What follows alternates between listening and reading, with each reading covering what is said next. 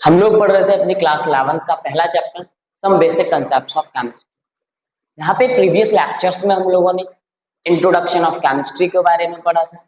इसके बाद scientific notation, significant figure के एडिशन मल्टीप्लिकेशन, साइंटिफिक नोटेशन का एडिशन कैसे करेंगे, मल्टीप्लिकेशन कैसे करेंगे, सब्ट्रैक्शन कैसे करेंगे, डिवीजन कैसे करेंगे, या नंबर्स को राउंड ऑफ कैसे करते हैं, या टेम्परेचर के बारे में, मतलब जो बेसिक चीजें थी कुछ उनको हम लोगों ने यहाँ पर पढ़ लिया।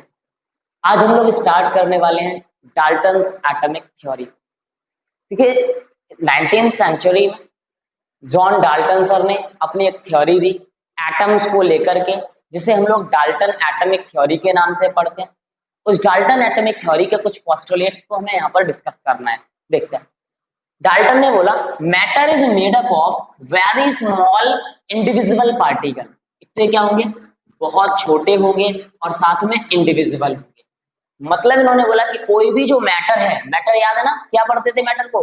कोई भी ऐसी चीज जो कुछ ना कुछ मास रखती हो, जो कोई स्पेस ऑक्यूपाई करती हो, उसको मैटर बोलते थे। और ऐसा कोई भी सब्सटेंस जिसे आप मैटर बोल रहे हैं वो हमेशा बहुत छोटे छोटे पार्टिकल से मिलकर के बनता है, और वो पार्टिकल इंडिविजिबल होते हैं, जिनको नाम दिया था डाल्टन ने एटम। इन्होंने क्या बोला है कि भाई जो मैटर है वो बहुत छोटे छोटे इंडिविजिबल पार्टिकल से मिलके बनता है, जिनको आप क्या बोलते हैं? एटम बोलते हैं। अगर नेक्स्ट पॉइंट की बात करें, दूसरा पोस्टुलेट इन्होंने दिया था कि atom of same element possess all the similar properties. अगर एक ही एलिमेंट के वेरियस एटम्स ले लें, फॉर एग्जांपल मान लीजिए मैंने क्या करा, सोडियम एलिमेंट लिया। सोडियम एलिमेंट सिंबल क्या होता है? Na। इसके आप कितने भी एटम ले लो, Na, सभी के एटॉमिक मास है, सभी के एटॉमिक नंबर है, सभी की जितनी भी प्रॉपर्टीज हैं वो सारी की सारी प्रॉपर्टीज क्या होंगी? सेम।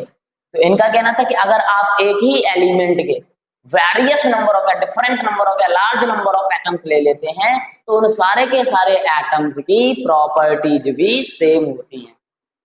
तीसरा पोस्टुलेट इन्होंने क्या बोला? Atoms of different element. देखो यहाँ पर सेम एलिमेंट है, जबकि यहाँ पे एटम्स ऑफ डिफरेंट एलिमेंट्स हैं। अगर आपने डिफरेंट डिफरेंट एलिमेंट्स के एटम्स को लिया, फॉर एग्जांपल एक ले लिया सोडियम का, एक ले लिया मैग्नीशियम का, एक ले लिया एल्यूमिनियम का, तो टाइप ऑफ एटम्स डिफरेंट हो गए, और एटम्स का टाइप डिफरेंट होते ही उन सब की प्रॉपर्टीज भी क्या होंगी? डिफरेंट होंगी। अगर आप डिफरेंट डिफरेंट एलिमेंट्स के, फॉर एग्जांपल मैंने बताया था सोडियम का एक एटम ले लिया, एक मैग्नीशियम का ले लिया, एक एल्यूमिनियम, तीनों एलिमेंट का एक एक एटम ले लिया, तो इन सब की प्रॉपर्टीज भी क्या होंगी? डिफरेंट। ऐसा कहना था किसका? डाल्टन सर का। चौथी बात इन्होंने बोली एटम्स ऑफ टू और मोर एलिमेंट। जब दो या दो से ज्यादा एलिमेंट्स के एटम्स कंबाइन टुगेदर, कंबाइन करते हैं एक दूसरे के साथ in a fixed ratio of their masses, तो वो ऐसा करते हैं अपने मासेस के एक फिक्स रेशियो में to form the compound, compound को बनाने के लिए। तो जब भी दो या दो से ज्यादा एलिमेंट एक दूसरे के साथ कंबाइन करके एक कंपाउंड को बनाते हैं तो ऐसा वो हमेशा अपने मासेस के एक फिक्स रेशियो में करते हैं। फॉर एग्जांपल मैं बात करता हूं वाटर की। वाटर में अगर मैं बात करूं तो वाटर क्या होता है? H2, हाइड्रोजन का एटॉमिक मास 1 है, कितने ये दो, ऑक्सीजन का एटॉमिक मास 16 है, कितने? 1। तो इसका हो गया 2, ये हो गया 16, तो 2:16 या 1:8। तो जब हाइड्रोजन और ऑक्सीजन अपने मासेस के 1:8 के रेशियो में कंबाइन करेंगे, उसी स्थिति में वाटर बन सकता है। अगर यहाँ पर रेशियो में चेंज आया तो फिर कभी भी वाटर की फॉर्मेशन नहीं होगी। तो यही कहना था डाल्टन का कि जब कोई दो या दो से ज्यादा एलिमेंट अपने मास के एक फिक्स्ड रेशियो में कंबाइन करेंगे तभी एक कंपाउंड बनेगा। अगर उस रेशियो में चेंज आया तो कंपाउंड का नेचर भी चेंज हो जाएगा। फिफ्थ वन देखो, atom can neither be created nor be destroyed during any physical और केमिकल प्रोसेस। कोई भी फिजिकल या केमिकल प्रोसेस हो रहा हो, चाहे वो चेंज फिजिकल हो चाहे वो केमिकल हो, मतलब चाहे वो आपका कोई भी फिजिकल प्रोसेस हो रहा है चाहे कोई केमिकल रिएक्शन हो रही है, उनके दौरान कभी भी ना तो कोई एटम ब्रेक होगा और ना ही कोई एटम क्रिएट होगा। मतलब सिर्फ और सिर्फ रिएक्शन के दौरान या तो एटम एक दूसरे के साथ कंबाइन कर सकते हैं, या एक दूसरे से अलग हो सकते हैं, या उनका रीअरेंजमेंट हो सकता है। कभी भी वो क्रिएट या डिस्ट्रॉय नहीं हो सकते, ऐसा कहना था डाल्टन सर का। तो डाल्टन एटॉमिक थ्योरी के मेन आपने 6 पोस्टुलेट को यहाँ पर देखा। पहली बात, मैटर जो है वो वेरी स्मॉल साइज पार्टिकल से मिलके बना होता है जो कि इंडिविजुअल होते हैं नेचर में, जिनको नाम दिया था एटम। अगर आप डिफरेंट सेम एलिमेंट के डिफरेंट नंबर ऑफ एटम्स ले लेते हैं तो उनकी सारी प्रॉपर्टीज सेम होती हैं। डिफरेंट एलिमेंट्स के अगर आप एटम लेते हैं तो उनकी प्रॉपर्टीज डिफरेंट होती हैं। अगर आप दो या दो से ज्यादा एलिमेंट एक दूसरे के साथ कंबाइन करते हैं और कंपाउंड बनाते हैं तो वो ऐसा करेंगे अपने मास के एक फिक्स रेशियो में। तो पांचवा, एटम कभी भी किसी भी प्रोसेस के दौरान, चाहे वो प्रोसेस फिजिकल हो या केमिकल हो, ना तो क्रिएट हो सकता है और ना ही डिस्ट्रॉय हो सकता है। और नेक्स्ट वन, क्रिएट और डिस्ट्रॉय नहीं होगा, फिर होगा क्या? तो किसी भी केमिकल रिएक्शन के दौरान या तो एटम एक दूसरे के साथ कंबाइन करेंगे, या फिर एटम एक दूसरे से सेपरेट करने लगेंगे, या फिर एटम्स का रीअरेंजमेंट होने लगेगा। ऐसा होता है डाल्टन एटॉमिक थ्योरी के अकॉर्डिंग। बट अगर हम लोग थोड़ी सी बातों को यहाँ समझें, आज हम लोग जैसे ही एटम को पढ़ते हैं तो हमारे मन में आता है कि atom is a complex structure, जहाँ पे इलेक्ट्रॉन भी होगा, प्रोटॉन भी होगा, न्यूट्रॉन भी होगा, मतलब वेरियस टाइप ऑफ सब एटॉमिक पार्टिकल्स आ गए। तो कहीं ना कहीं पहली बात इनकी क्या हो गई, गलत हो गई। तो इनकी कुछ लिमिटेशंस भी हैं जिन्हें हमें यहाँ पे पढ़ना है। तो उन लिमिटेशंस को जरा हम लोग देखते हैं।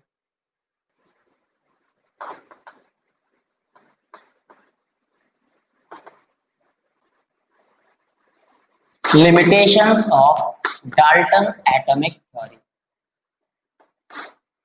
अगर डाल्टन एटॉमिक थ्योरी की लिमिटेशंस की बात करें तो पहली बात हो गई कि एटम को पहले इंडिविजुअल माना जाता था, लेकिन अगर आप देखें तो एटम जो है वो एक कॉम्प्लेक्स स्ट्रक्चर है जो कि वेरियस टाइप ऑफ सब एटॉमिक पार्टिकल्स के कॉम्बिनेशन से बना होगा, इलेक्ट्रॉन, प्रोटॉन और neutron. Atom is considered as a complex structure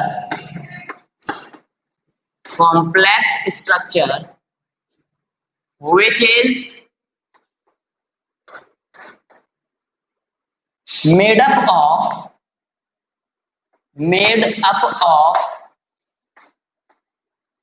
subatomic particles, electron, proton और न्यूट्रॉन। क्या मच बेटर होगा, एंड को लिखना, इलेक्ट्रॉन, प्रोटॉन एंड न्यूट्रॉन। तो पहली बात तो क्या हो गई, एटम जो है अब कॉम्प्लेक्स स्ट्रक्चर की तरह कंसीडर किया जाता है जो कि वेरियस सब एटॉमिक पार्टिकल से मिलकर बना होगा, इलेक्ट्रॉन, प्रोटॉन एंड न्यूट्रॉन। अगर दूसरी ड्रॉबैक की या लिमिटेशन की बात करें तो ये इस चीज को तो फॉलो करता है कि जो एलिमेंट्स हैं या जो एटम्स हैं वो एक दूसरे के साथ अपने मास के एक फिक्स रेशियो में कंबाइन करके कंपाउंड को बनाता है, लेकिन वॉल्यूम के रेस्पेक्ट में इन चीजों को एक्सप्लेन नहीं कर पाता। मतलब ये लॉज ऑफ केमिकल कॉम्बिनेशन को एक्सप्लेन करता है by mass, but it is not able to explain the laws of chemical combination by gaseous volume. तो हम लोग क्या बोलेंगे, it is able to explain the laws of combination by mass. It is able to it was able to explain the laws of combination by mass, but failed to explain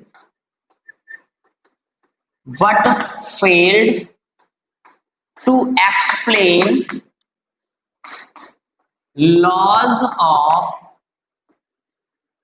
gaseous volume. Elements mass के respect में जब combine करते हैं, मास के एक fix ratio में combine करके compound बनाते हैं, उनको तो एक्सप्लेन करने में ये लोग एपेबल थी, लेकिन ये एक्सप्लेन नहीं कर पाई कि गैसियस वॉल्यूम के रेस्पेक्ट में एलिमेंट्स किस तरीके से कंबाइन करने की कैपेबिलिटी रखते हैं। थर्ड वन अगर हम लोग यहीं पे बात करें, ये नहीं बता पाए कि एटम्स जो हैं डिफरेंट एलिमेंट के, वो एक दूसरे के साथ कंबाइन क्यों करते हैं और कैसे करते हैं। It could not explain that how and why atoms of different elements combine to form compound।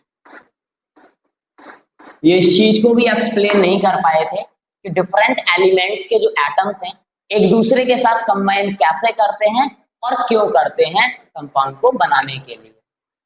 इसी तरीके से ये एक्सप्लेन नहीं कर पाए आइसोटोप्स के कंसेप्ट को, ये एक्सप्लेन नहीं कर पाए आइसोबार्स के कंसेप्ट को।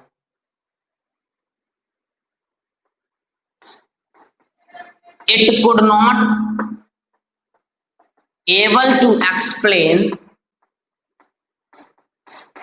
it could not able to explain concept of isotopes and isobars। अभी हम समझते हैं आइसोटोप्स और आइसोबार्स क्या होते हैं। फिलहाल ये चार मेन ड्रॉबैक्स हैं इनकी। पहली, एटम्स को अब कंसीडर किया जाता है कॉम्प्लेक्स स्ट्रक्चर की तरह, जो कि बनता है इलेक्ट्रॉन, प्रोटॉन एंड न्यूट्रॉन के कॉम्बिनेशन से। दूसरा, ये एक्सप्लेन करने में एबल थे कि लॉज ऑफ केमिकल कॉम्बिनेशन को, but with respect to mass, but not able to explain the laws of gaseous volume. तीसरा, ये एक्सप्लेन नहीं कर पाए कि जो डिफरेंट एटम्स हैं वेरियस एलिमेंट्स के, वो कंबाइन क्यों करते हैं और कैसे करते हैं। नेक्स्ट, ये एक्सप्लेन नहीं कर पाए आइसोटोप और आइसोबार्स के कंसेप्ट को। हम लोग आइसोटोप और आइसोबार्स के कंसेप्ट को समझते हैं कि आखिर ये होता क्या।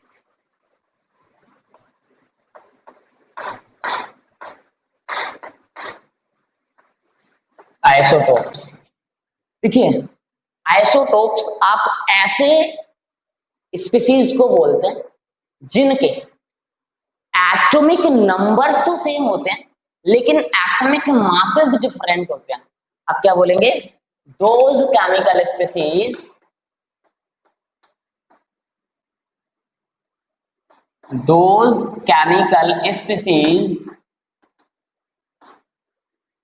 which having same atomic number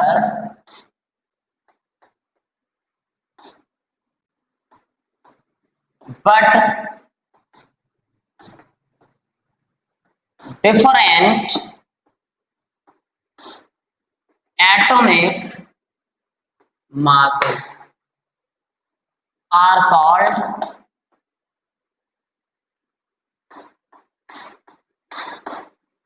isotopes.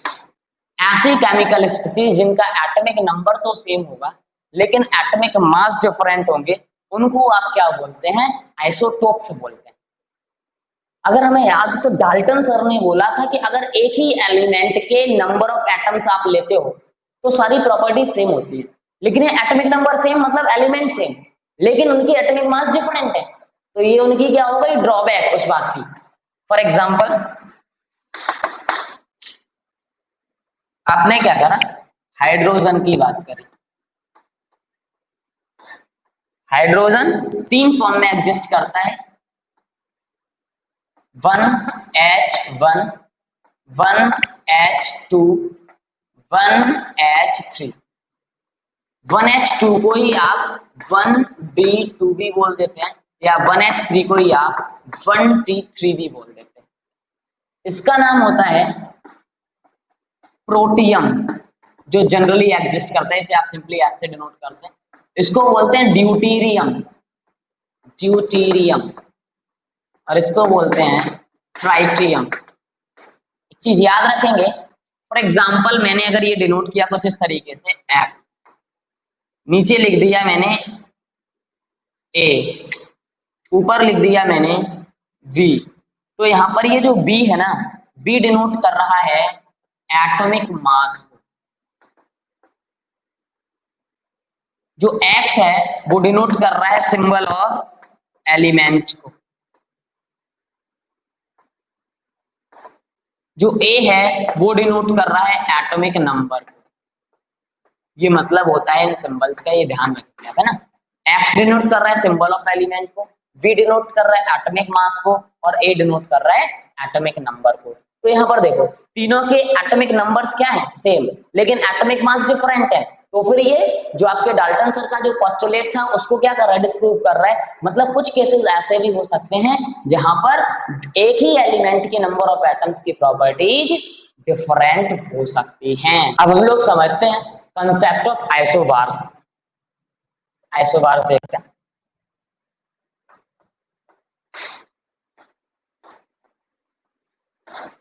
देखिए आइसोटोप्स आपने ऐसी स्पीशीज को बोला था जिनके एटॉमिक नंबर सेम होते थे लेकिन एटॉमिक मासेस डिफरेंट है।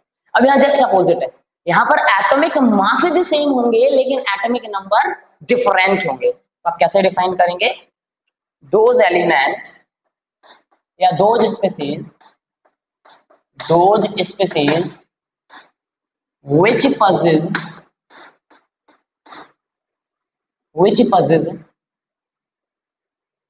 same atomic mass,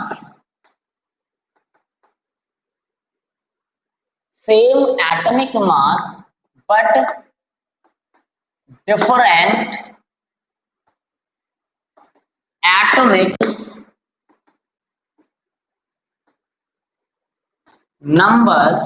different atomic numbers are called isobars। तो सिंपली आइसोबार्स ऐसे स्पीशीज को बोलते हैं जिनके एटॉमिक मासेस सेम होते हैं लेकिन एटॉमिक नंबर्स डिफरेंट होते हैं। फॉर एग्जांपल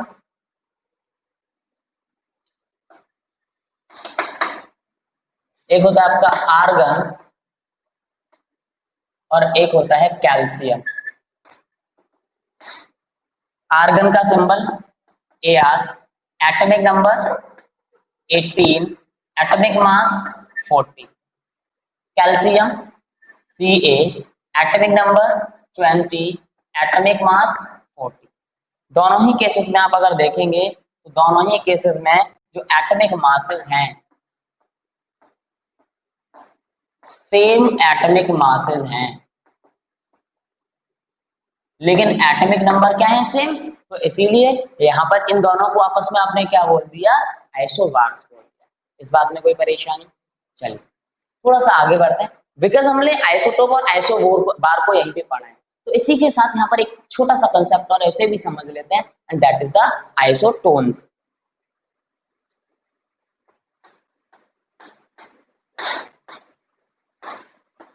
देखिए आइसोटोन्स क्या होते हैं, ऐसी स्पीशीज जिनके ना तो एटॉमिक नंबर सेम होंगे ना ही एटॉमिक मासेस सेम होंगे लेकिन सेम होंगे नंबर ऑफ न्यूट्रॉन्स, तो उनको आप क्या बोलेंगे, आइसोटोन्स बोलेंगे। कैसे डिफाइन करेंगे, दोज स्पीशीज या those chemical species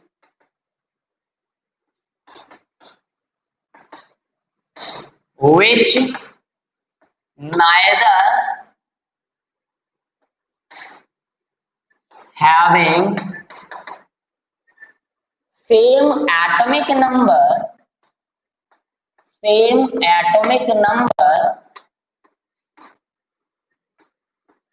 nor the same atomic masses but possess same number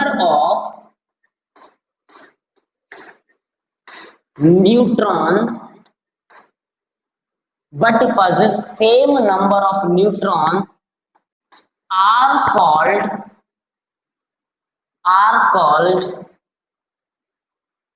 isotones,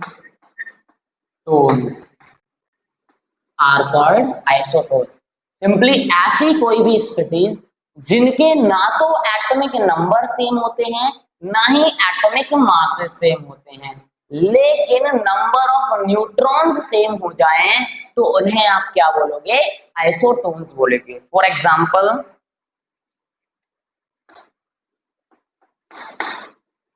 आप पोटेशियम को जानते हैं, पोटेशियम एंड कैल्शियम, सिंबल इसका होता है के, एटॉमिक नंबर 19, एटॉमिक मास 39।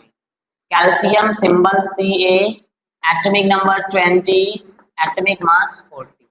ठीक है, तो देखो यहां पर आपको एक फॉर्मूला याद रखना होगा, नंबर ऑफ न्यूट्रॉन्स बराबर होता है atomic mass minus atomic number. Number of neutrons is equals to atomic mass minus atomic number. तो जरा देखो यहां पर, देखो इसका एटॉमिक मास पहले लिख देते हैं। एटॉमिक मास कितना है 39, इसका 40। देखिए नंबर ऑफ एटॉमिक नंबर कितना है, एटॉमिक नंबर 19, 20। तो नंबर ऑफ न्यूट्रॉन्स देखो, नंबर ऑफ न्यूट्रॉन्स कितने हो जाएंगे, 39 minus 19 is equals to 20, 40 minus 20 is equals to 20। तो देखिए नंबर ऑफ न्यूट्रॉन्स दोनों ही केसेस में क्या आ गए, सेम। तो फिर ये स्पीसीज दोनों आपस में क्या कहलाने लगेंगी, आइसोटोन्स कहलाने लगेंगी। याद रखेंगे इस चीज को। अब हम लोग स्टार्ट करते हैं लॉज ऑफ केमिकल कॉम्बिनेशन।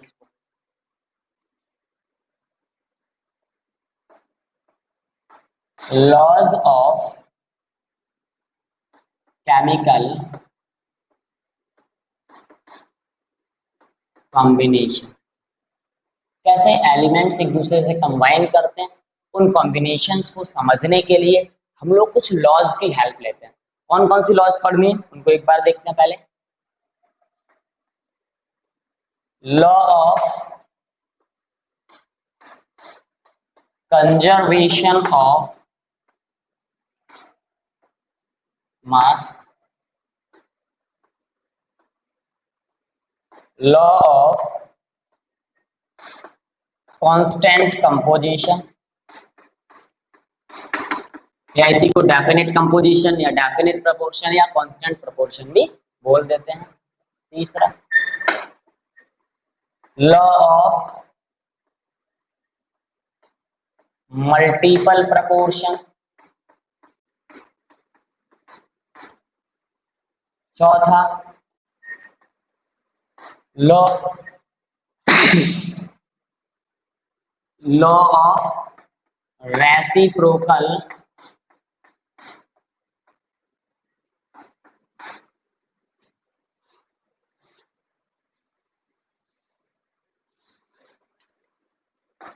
चौथा लॉ ऑफ रेसिप्रोकल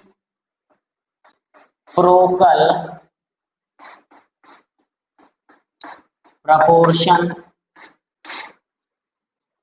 पांचवा लॉ ऑफ गैसियस वॉल्यूम। ये 5 बेसिक लॉज होती हैं और इसी में हम लोग एक और पढ़ लेते हैं, एवोगैड्रो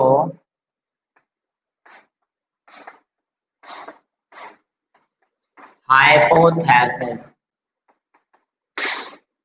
या एवोगैड्रो लॉ भी बोल रहे हैं।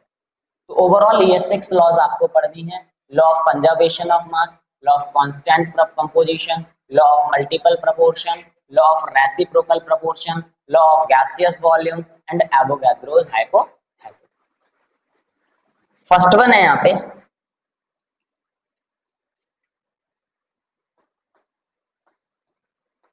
लॉ ऑफ कंजर्वेशन ऑफ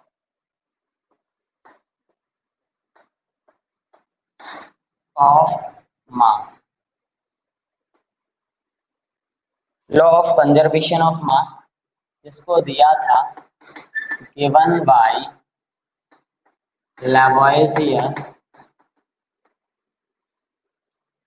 जिसे लैवोइजियर ने, एंटोनी लैवोइजियर ने दिया था। और लैवोइजियर सर ने क्या बोला, जरा समझ, इन्होंने बोला किसी भी केमिकल प्रोसेस के दौरान या किसी भी केमिकल रिएक्शन के दौरान ना तो कभी मैटर का क्रिएशन हो सकता है और ना ही मैटर का डिस्ट्रक्शन हो सकता है। मैटर मैटर बोलिए चाहे एटम बोलिए, तो बेसिक यूनिट तो एटम। तो इनकी लॉ क्या थी, matter can neither be created nor be destroyed during a chemical reaction, या एटम भी आप बोल सकते हैं। तो इनकी लॉ क्या हो जाएगी, देखो जरा, according to this law matter can neither be created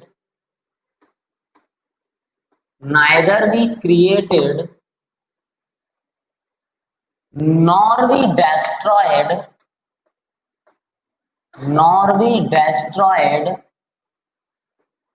during a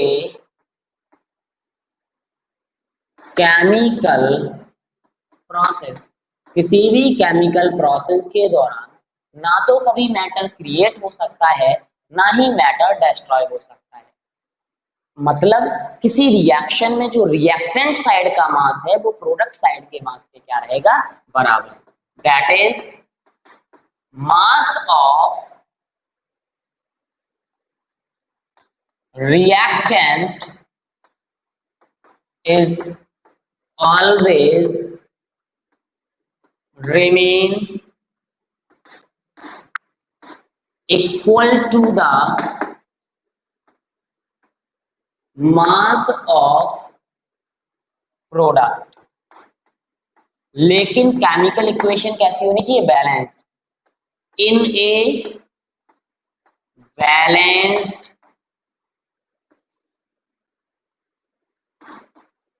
chemical reaction. Lavoisier sir ने क्या बोला कि matter can neither be created nor be destroyed, ना तो मैटर कभी क्रिएट होगा ना डिस्ट्रॉय होगा। मतलब जो मास ऑफ रिएक्टेंट है वो मास ऑफ प्रोडक्ट का मास हमेशा बराबर रहेगा, बट रिएक्शन आपकी कैसी होनी चाहिए, बैलेंस होनी चाहिए। फॉर एग्जांपल से एक समझते हैं हम लोग। आपने क्या करा, nitrogen plus hydrogen gives out ammonia बना दिया। बैलेंस करते हैं, 2 नाइट्रोजन तो 2 अमोनिया, 3 2 जा 6। ठीक है, नाइट्रोजन का मास कितना होगा देखो, 14 इंटू 2 28 ग्राम, 1 इंटू 2 2 2 एंड 3 तो है ही टोटल। हाइड्रोजन 1 है, एटॉमिक मास सॉरी हाइड्रोजन का एटॉमिक मास 1 है, कितने 2, ये हो जाएगा 2 तो है ही। नाइट्रोजन का मास 14 प्लस हाइड्रोजन का 1 है, कितने 3, तो हो जाएगा 28 और ये 6 ग्राम, ये 34 ग्राम। इन दोनों को जोड़ोगे तो कितना आएगा, 34 ग्राम, और ये तो 34 है ही। तो क्या मैं बोल सकता हूँ LHS तो ये होता है, ये कौन है रिएक्टेंट, ये कौन है प्रोडक्ट। इसी के नीचे आपको लिख देना है, क्या लिखेंगे आप, mass of reactant equal to mass of product. Visualize हो रहा है ना, 34 इधर भी है 34 इधर भी है, तो दोनों साइड पे मास बराबर हो गया, रिएक्टेंट और प्रोडक्ट का मास बराबर हो गया। मतलब ये क्या कर रहा है, फॉलो द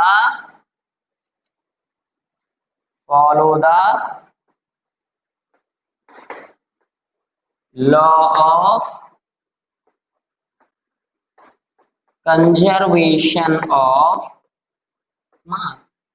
मतलब law of conservation of mass इस कंसेप्ट पे क्या है यहाँ पर वैलिड है, इस इक्वेशन में फॉलो कर रहे हैं। तो कोई भी रिएक्शन दे रखी हो और उस रिएक्शन पे एक नॉर्मली क्वेश्चन पूछ लेते, कैसे, मान लो इसी को दे रखा होता, आपको नाइट्रोजन का मास दे देते, हाइड्रोजन का मास दे देते, और आपसे बोलते कि अगर ये reaction law of conservation of मास को फॉलो कर रही है तो बताइए अमोनिया कितना बनेगा। अरे भाई अमोनिया कितना बनेगा, जितना इन दोनों कंज्यूम होंगे, तो इन दोनों को मिला लेना, इन दोनों को मास को जोड़ देना, आपको कितना मास मिल जाएगा अमोनिया का, क्योंकि ना तो कोई नया मैटर बनेगा और ना ही डिस्ट्रॉय होगा, जितना मास इधर होगा उतना ही मास इधर भी होगा, जितने एटम्स इधर होंगे उतने ही एटम्स आरएचएस में भी होंगे। दूसरा है लॉ ऑफ कांस्टेंट कंपोजिशन, जो दिया था प्राउस्ट ने, जोसेफ प्राउस्ट ने आपकी जो लॉ दी थी, that is the law of constant composition, जिसके अकॉर्डिंग था कि कोई भी जो एलिमेंट्स है जब एक दूसरे के साथ कंबाइन करते हैं, वो कॉम्बिनेशन के दौरान उन एलिमेंट्स का रेशियो जो है मास के रेस्पेक्ट में फिक्स रहता है, एक फुल नंबर के रेशियो में आता है जब वो एक प्योर कंपाउंड बना रहे हो। देखिए स्टेटमेंट पहले इनकी लेते हैं, क्या थी, according to this law, according to this law, elemental composition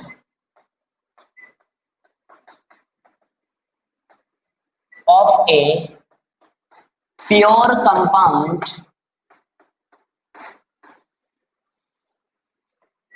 always remain fixed. Elemental composition of a pure compound always remains fixed. That is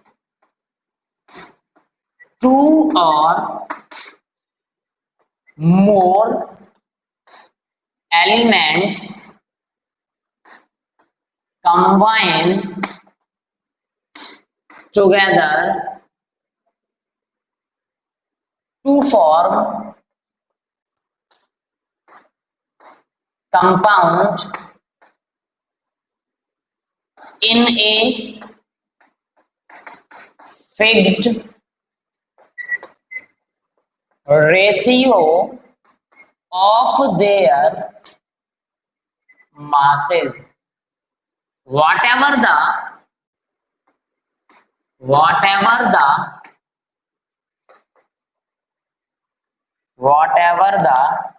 way to prepare the compound, whatever the way to prepare the compound. Law of constant composition क्या कह रहा है, जब भी elements combine होकर के compound बनाते हैं तो एक फिक्स्ड रेशियो में रहते हैं, चाहे आपने उस कंपाउंड को किसी भी तरीके से क्यों ना बनाया हो। फॉर एग्जाम्पल से देखते हैं, आपने क्या करा, C+O2 मिलाकर के CO2 बनाया, आपने क्या करा, CaCO3 को हीट किया, ऐसा करके CaO प्लस CO2 बनाया, या किसी और वे से भी बनाते। तो ऊपर वाले कार्बन डाइऑक्साइड को देखो, कितने कार्बन, 1, एटॉमिक मास 12, ऑक्सीजन 16,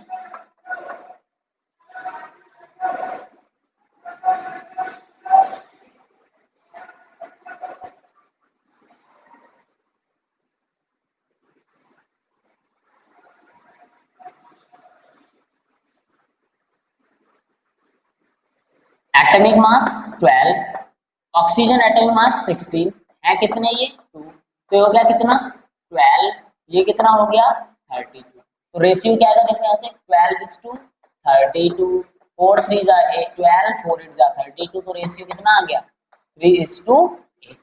अब इस कार्बन डाइऑक्साइड को देखो जरा, कार्बन 12 अगेन, ऑक्सीजन 16 इंटू 2, तो 12:32, देखो 4 3 जा 12, 4 8 जा 32, रेशियो अभी भी कितना आया 3:8। तो इनका कहना था कि जब भी आप एक प्योर कंपाउंड की बात करते हैं तो उस प्योर कंपाउंड में जो एलिमेंट्स का रेशियो है वो हमेशा अपने मास के एक फिक्स रेशियो में होता है। एक फिक्स रेशियो में जब भी एलिमेंट होंगे वो कंबाइन करके कंपाउंड को फॉर्म करेंगे, चाहे आपने उस कंपाउंड को किसी भी तरीके से क्यों ना बनाया हो। जैसे आपने कार्बन प्लस ऑक्सीजन को कंबाइन करके CO2 बनाया, रेशियो 3:8, आपने कैल्शियम कार्बोनेट को हीट करा, कार्बन डाइऑक्साइड बनाया, अगेन रेशियो क्या आया, 3:8। तो इस लॉ को आप बोलते हैं लॉ ऑफ कांस्टेंट कंपोजिशन या लॉ ऑफ डेफिनिट प्रोपोर्शन या law of constant proportion. Third है law of multiple proportion, law of multiple proportion.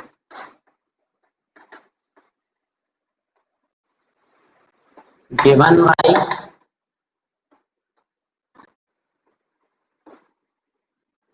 Dalton. Dalton sir ने दी थी law of multiple proportion. Statement क्या थी इनकी, देखो इन्होंने कहा जब भी दो एलिमेंट कंबाइन करें और दो या दो से ज्यादा कंपाउंड बनाए, मतलब मोर देन वन कंपाउंड बनाए, तो ऐसी सिचुएशन में एक एलिमेंट किसी दूसरे एलिमेंट के फिक्स्ड मास से अपने मास के एक होल नंबर के रेशियो में कंबाइन करता है। स्टेटमेंट देखते हैं। According to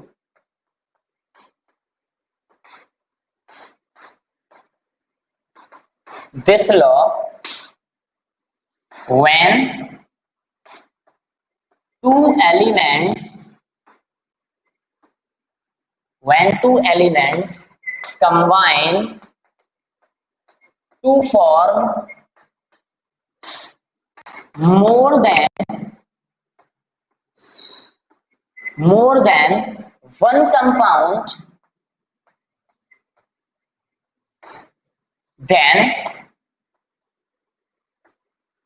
one element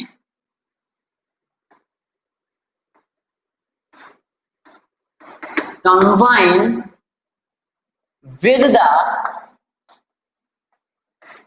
fixed mass of another element,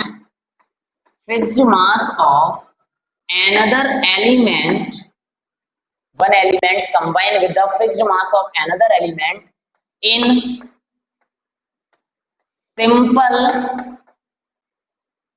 whole number ratio of its masses। इस लॉ के अकॉर्डिंग क्या था, जब भी दो एलिमेंट कंबाइन करेंगे और एक से ज्यादा कंपाउंड बनाएंगे, तब एक एलिमेंट किसी दूसरे एलिमेंट के फिक्स्ड मास से कंबाइन करेगा, और ऐसा वो करता है अपने मास के एक सिंपल रेशियो में कंबाइन करके। फॉर एग्जांपल, आपने क्या करा, हाइड्रोजन ले लिया प्लस ऑक्सीजन ले लिया, कंबाइन करके बना दिया H2O, बैलेंस करेंगे हाफ ऑफ 4। इसी में आपने हाइड्रोजन ले लिया, ऑक्सीजन के साथ कंबाइन कराया, आपने बना दिया H2O। सेम एलिमेंट है, दो कंपाउंड बना रहे हैं, मतलब मोर देन वन कंपाउंड है। अभी सिचुएशन में जरा देखिए, हाइड्रोजन का एटॉमिक मास एक का 1 था, दो का 2 ग्राम हो जाएगा, यहाँ पर भी 2 ग्राम हो जाएगा। ऑक्सीजन का 16 2 32, लेकिन आधा है तो कितना बचा, 16 ग्राम, और ये कितना हो गया, 32 ग्राम। जब एक एलिमेंट किसी दूसरे एलिमेंट के फिक्स्ड मास से, देखो फिक्स्ड है ना, ये भी 2 ग्राम ये भी 2 ग्राम, तो फिक्स्ड मास से कंबाइन कर रहा है, तो ये अपनी मास के एक सिंपल रेशियो में कंबाइन करेगा। तो देखो ऑक्सीजन का रेशियो पहले कंपाउंड में मास कितना है 16, दूसरे में 32, रेशियो कितना आ गया 1:2। मतलब जब ऑक्सीजन हाइड्रोजन के 2 ग्राम के साथ कंबाइन करके वाटर और हाइड्रोजन पेरोक्साइड बनाता है, तो ये खुद के मास के 1:2 के रेशियो में कंबाइन करेगा। ऐसा कहना था किसका, डाल्टन का, और इसे आप बोलते हैं लॉ ऑफ मल्टीपल प्रोपोर्शन है। यहाँ पर law of reciprocal proportion.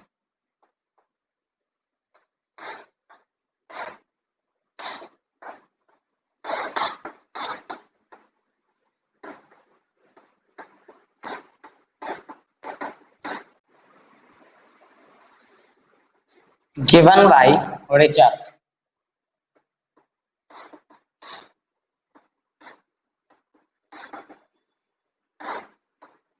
Richard ने दी थी आपके लॉ ऑफ रेसिप्रोकल प्रोपोर्शन। ये क्या कहता है, जरा पहले इसकी स्टेटमेंट समझते हैं। According to this law.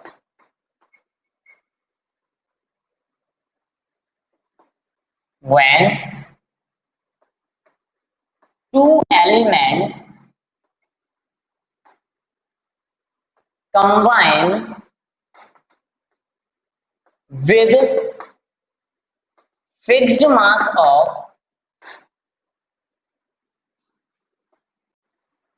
third element separately,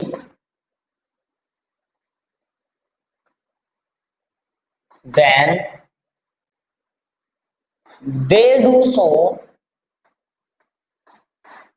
in simple ratio of their masses. क्या बोला है? जब दो एलिमेंट किसी तीसरे एलिमेंट के फिक्स्ड मास से सेपरेटली कंबाइन करते हैं तो वो दोनों एलिमेंट ऐसा करेंगे अपने मास के एक फिक्स रेशियो में। और जब and if these two if these two elements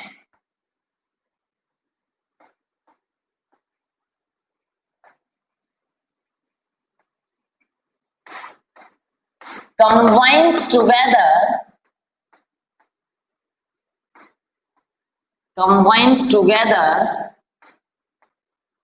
then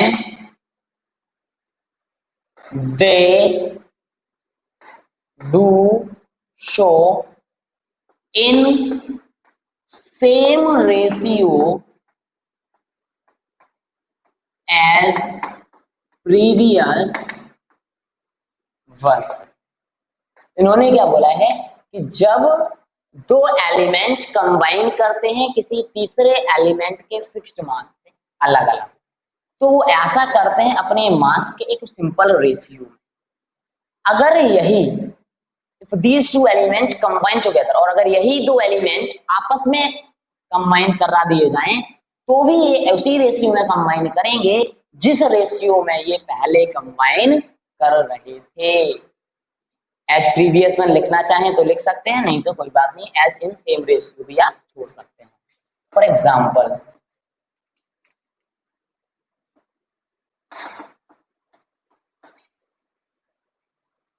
आपने क्या करा, C plus H2 gives out CH4 बनाया तो ये तो हो गया 2H2। आपने क्या करा, C plus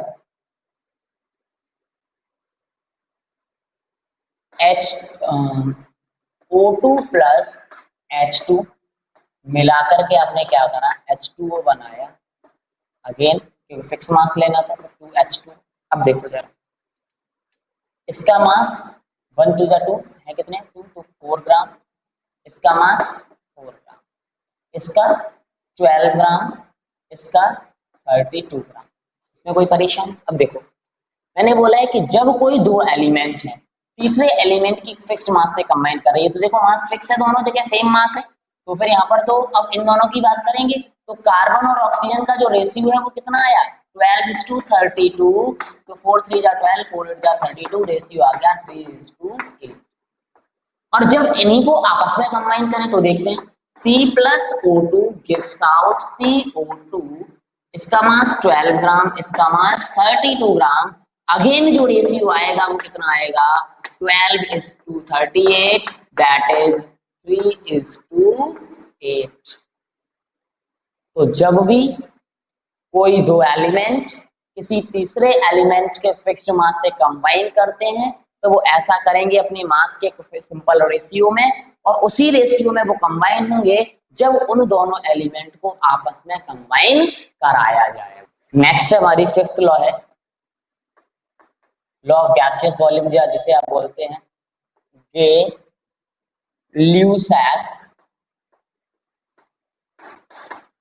law of gaseous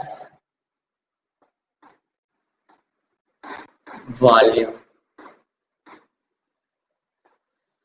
नाम से ही दिख रहा है किसने दी है, गे-ल्यूसैक ने।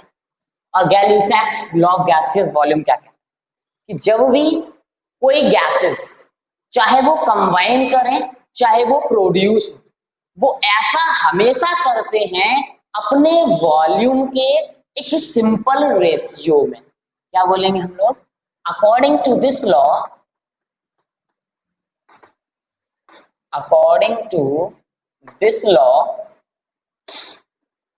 gases combine or produce in simple ratio of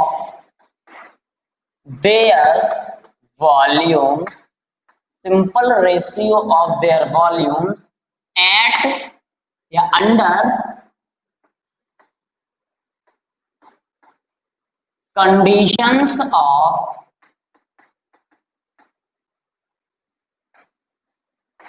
constant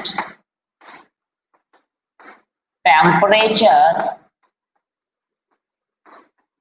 and pressure।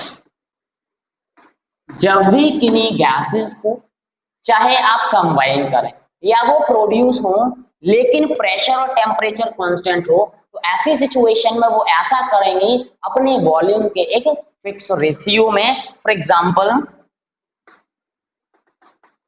Hydrogen gas थी, ऑक्सीजन गैस के साथ कंबाइन कराई, जिसके रिजल्टेंट वाटर वेपर या वाटर गैसियस फॉर्म में मिला। मान लीजिए 2 मोल, इसके भी 2 मोल, तो 2 मोल का मतलब इसके वॉल्यूम कितने ले लिए?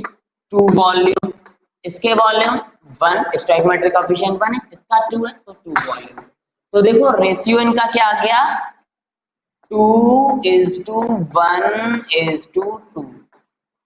जब 2 वॉल्यूम हाइड्रोजन के 1 वॉल्यूम ऑफ ऑक्सीजन के साथ कंबाइन करेंगे तो उसके resultant 2 volume of water create होंगे। या आप बोल सकते हैं 100 ml ऑफ ऑक्सीजन अगर आप हाइड्रोजन आपने लिया तो वो 50 ml ऑफ ऑक्सीजन के साथ कंबाइन करके 100 ml of water gas vapour को बनाने की टेंडेंसी रखेगा। ये मतलब है इस रेशियो